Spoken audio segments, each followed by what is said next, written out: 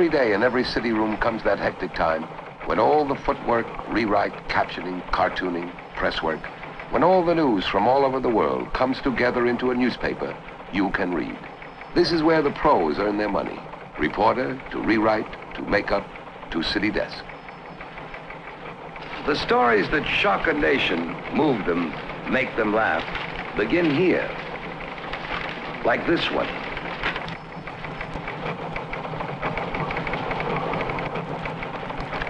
Most small-town papers have a routine, rewrites of the wire services, handouts from government bureaus, and a large percent of local chatter, social and hometown politics. Not so the Cheyenne Eagle.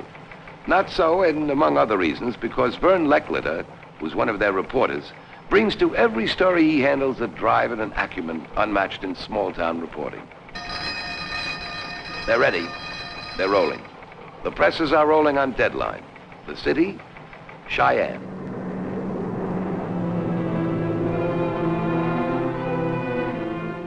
What can you tell about people walking on a city street? In Cheyenne, Wyoming, or anywhere? Rich, poor, cruel, kind. Faces are masks. A dancer with a traveling carnival named Helen Berry. A salesman from out of town having a drink in the bar. Bartender.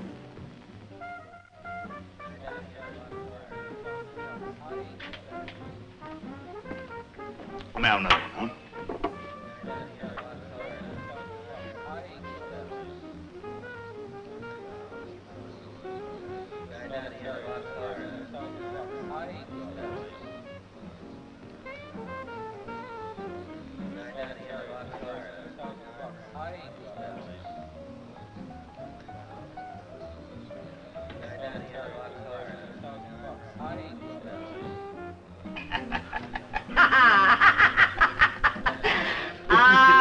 What do you know? The old wallet tricking me, an old carny girl. It gets them all big and small.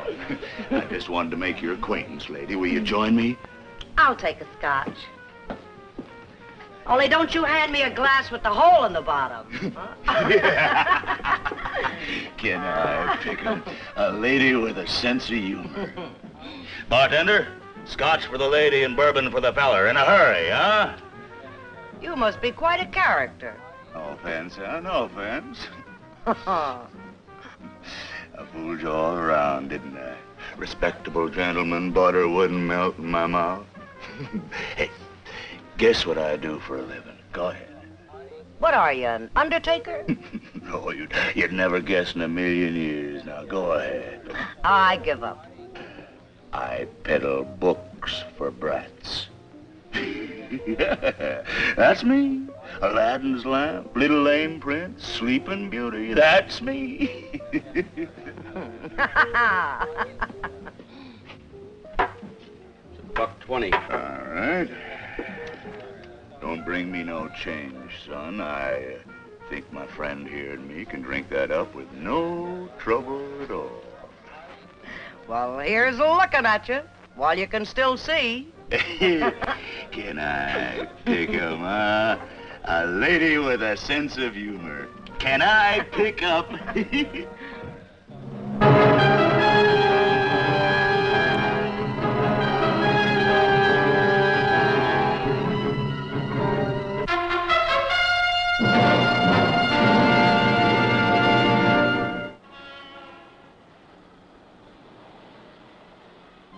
Vern Leckliter is like anybody else. After his daily package of local chatter, social news, and hometown politics is all wrapped up, he likes an occasional glass of beer. And like anybody else, he likes it in a certain place. Another one, Vern? No, that'll be it for tonight. Noisy little twosome, man. Oh, they've been cutting capers all night. Sure you don't want to have another one, huh? No, the paper's gone to bed and I shall do likewise. Boy, they're really riding high. I'm giving them a time limit. Oh, take it easy. Hey, Barky. Double scotch for the lady and double bourbon for the fella, huh? Take it easy. Are you kidding? Hey, let's go. We ain't getting any younger. Now, you just stop laughing at me. Just 'cause I work for Carnival don't mean I ain't got feelings. Oh, sure, you got feelings. Step right up, sucker. You think I like the way they look at me? I know what they're thinking. You think I like that? Lady, I got my own troubles. Now, come on, let's laugh it up, huh? Listen, now, I'm saying Of something. course you are, honey. Hey, you, hey. If I was to meet a gentleman, I mean a gentleman, he don't have to be young or good-looking. Well, finally. All right, that's 220. What about it? Oh, that ran out, huh?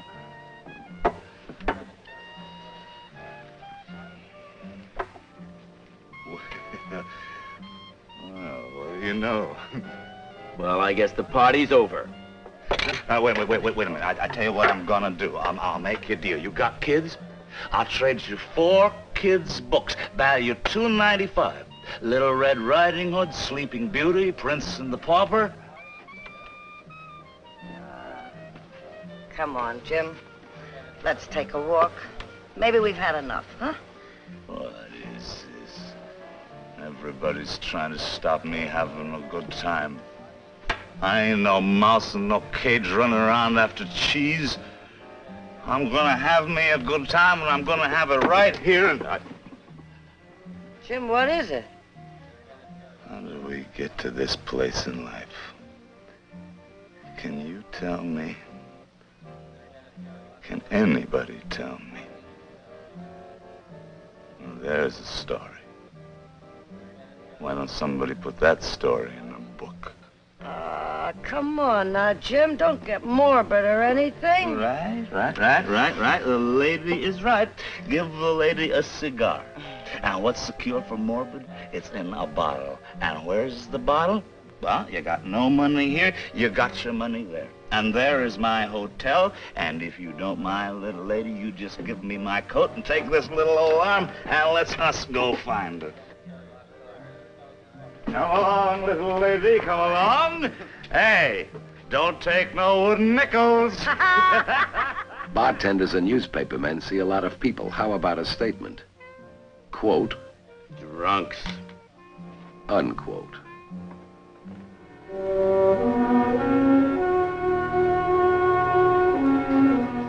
Well, come on if you're coming. Now, I got it here somewhere. It's just a minute.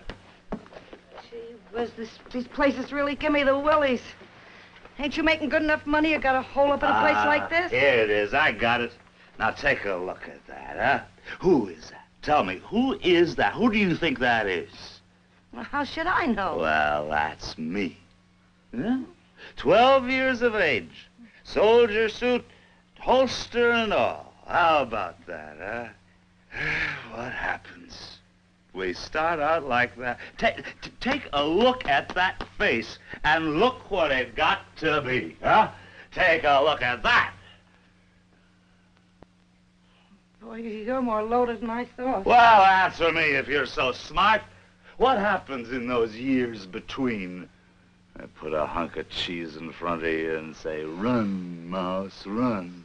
Listen, are we going to go out like you said, or are we going to stand here talking? Look at the eyes on that kid. Just look at it. Listen, we was all 12 years old once upon a time. I was 12, too. Here. You pick that up. Oh, you're crazy. I said to pick it up. Nobody slaps me in the face. Who do you think you are? I ain't no maid for you. You pick up your sweet little baby picture yourself. You making fun of me? Spitting on me? I'm a respectable man. And no two-bit carnival tramp is gonna stay away from me. Now, you shut up! Shut up, you see? Shut up! Shut up, shut up!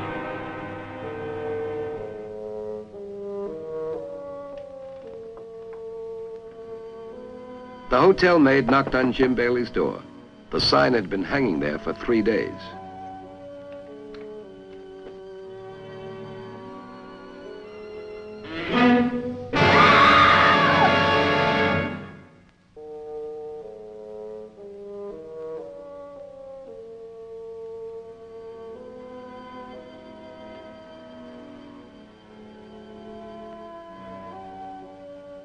What's the verdict, Doc? Everybody's always in a hurry, Sergeant. People like to know. You can't blame them. Oh, let him take his time. He will anyway. He always does this. But then he's the medical examiner. If there's any skin off anybody's nose, it's his. Precisely, Detective Leroy. I would therefore like to conduct the investigation with a minimum of conversation. Sorry, Doc. Moral of that is, don't call the medical examiner before he's had his lunch. When do you fix the time of death, Doc? You may not be aware of the fact, gentlemen, that the medical examiner's office is not a part of the police department, nor an adjunct to the press of this fair city. My reports are filed with the Department of Health and are available for your inspection through the usual and proper channels. Let me buy your lunch, Doc. I'm only asking because I got a lieutenant and he's got an editor. 2 little questions. Time of death, cause of death. The cause of death will be determined when laboratory tests have been made. Oh, come on, Doc. The victim, a well-preserved woman in her late 40s, has been dead 72 hours. Well, looks like I got myself a murder and you got yourself a story.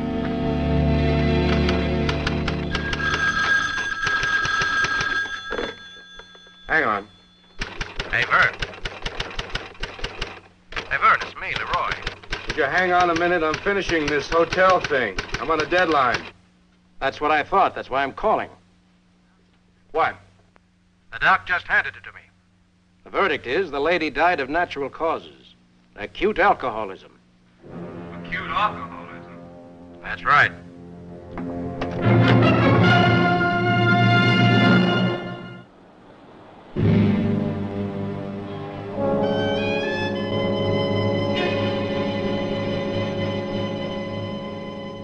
You know, he's sore.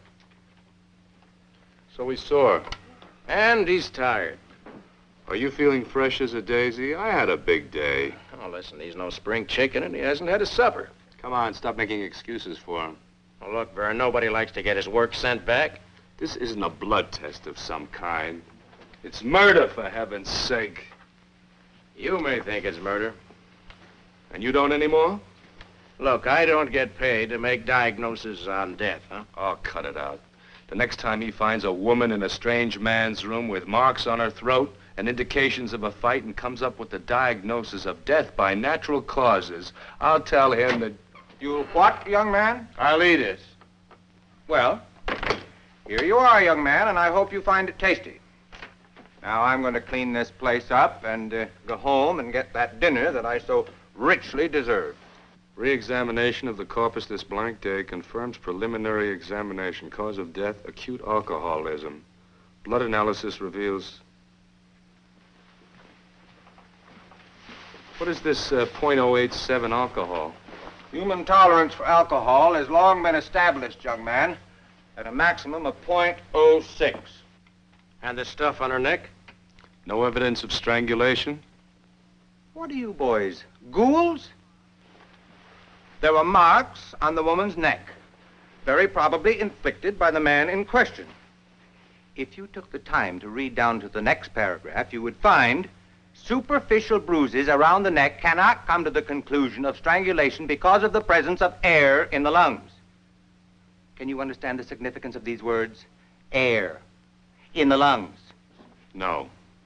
The process of strangulation is the process of the elimination of air from the lungs. In short, when you choke someone, they are forced to use up the supply of air in the lungs.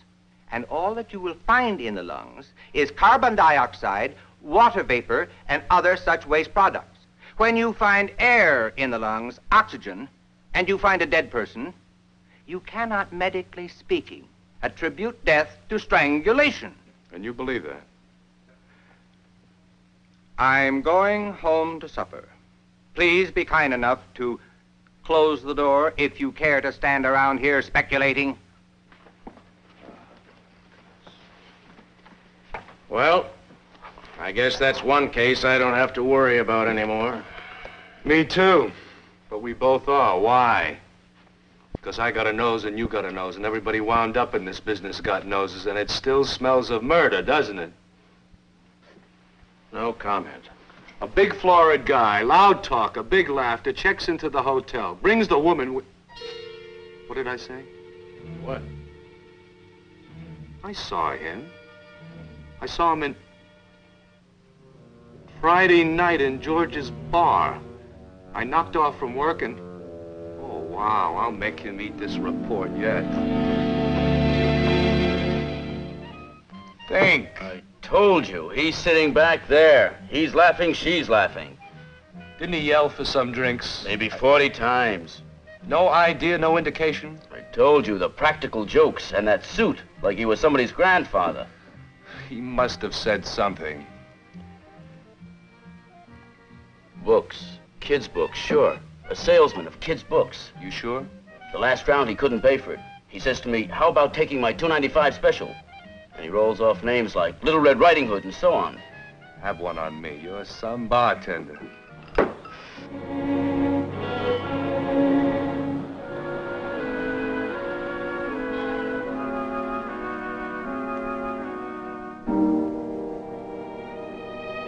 Books mean bookstores, drugstores, second-hand dealers.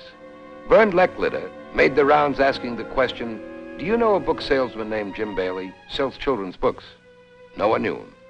There were 3 stores left on his list when he got to Lydia Burns, Miss Lydia's. Jim Bailey. Are you sure? I never heard of him. Now, why do you say that? Because no children's book salesman would come to Cheyenne without coming to this shop. We'll see if this makes any sense to you. Pardon? Do you know of a book salesman that meets this description? I don't know his name, but he calls himself Jim Bailey. Somewhat florid and very conservative dresser, old-fashioned, you might say. Wears a gold chain across his vest and talks rather loud and has a big laugh on him. Charlie Anderson. Of course I know Charlie Anderson. Is he in town? What a terrible way to describe Mr. Anderson. Would you describe him for me? I don't understand your attitude. Well, I'm sorry, but just tell me, what does this Mr. Anderson look like? Well, he's the gayest, most charming gentleman it's ever been my pleasure to do business with. Honest, prompt, responsible. Did you ever go out with him? I don't think that's your affair, do you? Did he have a $2.95 special on children's books? Well, yes, it's right.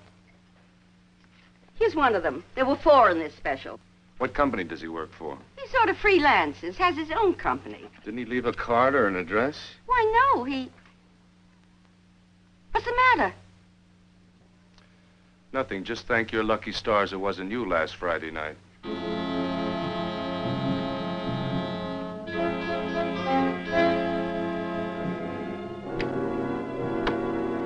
When a cop comes to a dead end, he uses a rubber stamp. When a reporter comes to the end of a story, he writes the number 30. And everything goes back to ordinary routine, including Charlie Anderson, alias Jim Bailey, salesman of children's books, 700 miles away in Oakland, California.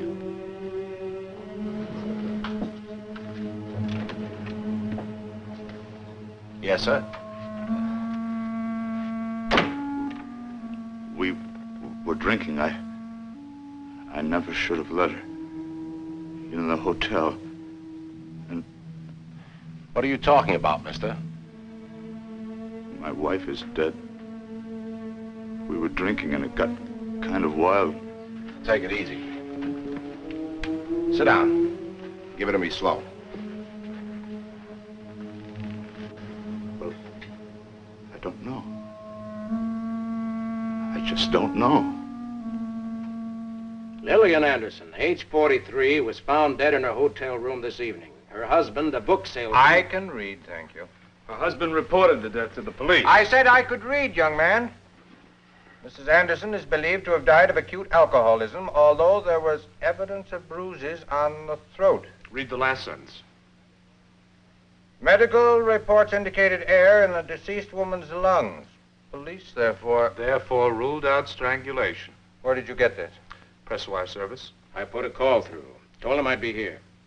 A person cannot die of strangulation without oxygen in the lungs. Twice? Twice, 200 times. Strangulation is the cutting off of oxygen from the... Yeah? Sergeant Leroy here, Cheyenne. Who am I talking to, please? Oh, Sergeant, give me a rundown on the Anderson guy. Yeah, the one with the wife. Mm-hmm. Yeah? Yeah, that's the guy. Are you holding him? Well, don't release him. We think he did the same thing out here a couple of weeks ago. I'll be out. I'm going out with you. Let's go.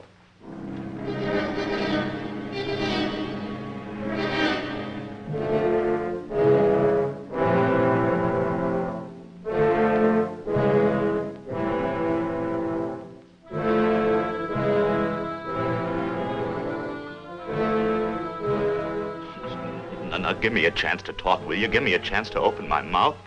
Isn't it bad enough that she's dead? That my wife's up there stiff and... Your wife died of alcohol poisoning. So did the other one. What? I can't think. They both had marks on their necks, but the medical report said acute alcohol. Sergeant, didn't I come in here, walk right through the door and tell you myself? Now, what are they talking about? The one before this, Bailey. My name is Charlie Anderson. I'm a respectable businessman. The Hotel Cheyenne, Helen Berry. Who? You picked her up in George's bar. Oh, I was never in Cheyenne. You never stayed at the Hotel Cheyenne? You never sold books to Miss Lydia? You never drank at George's bar? My wife just died. I sell children's books. My company, in recognition of services...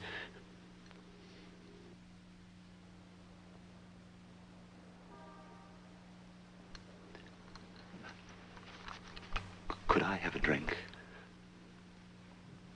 Couldn't I?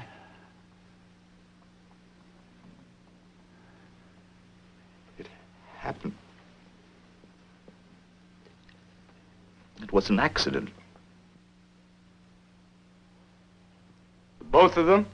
I swear. In the hotel room and with my wife and...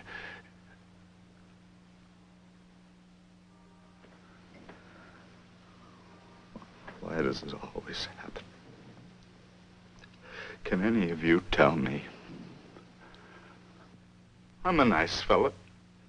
I like kids. I run after the cheese. And it always winds up like this. Why? Why? You strangled him?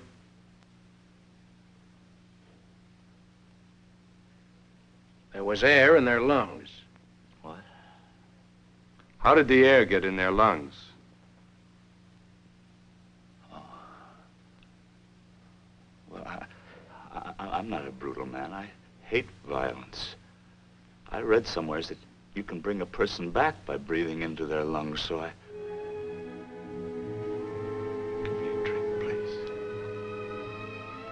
For God's sake in heaven, somebody give me one little drink.